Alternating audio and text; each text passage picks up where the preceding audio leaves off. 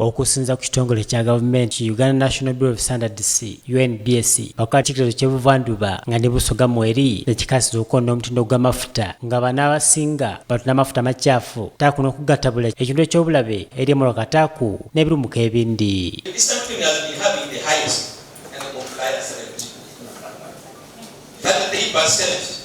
Of the non-compliance of the fight the year was from the Eastern region.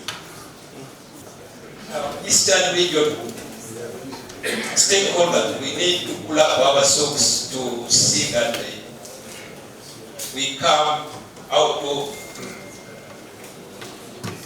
aspect of having a non-compliant product in our region.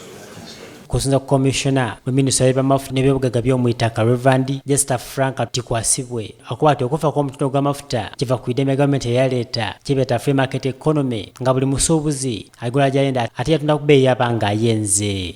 What I have said, because you are operating in a free and fair competitive environment, if you have, for example, fuel which has been smuggled into the country, then the one who has smuggled may have the capacity to undercut the one who has paid the tax.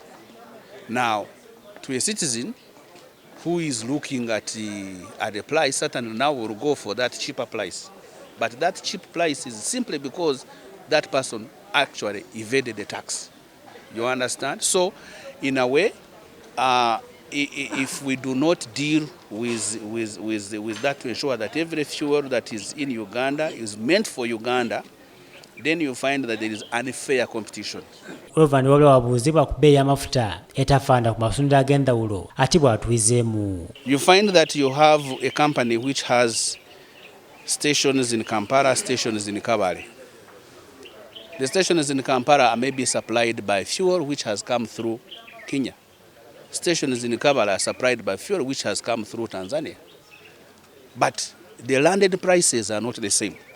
So the company goes back and does what they call a weighted average to say that, okay, I can actually, instead of appearing that the price, my prevailing price in Kabale is much more expensive because of the landed price, I do a weighted average, and across my value chain, I am able to recoup. And you may find that, okay, maybe a station in Kampala is subsidizing a station in Kabale.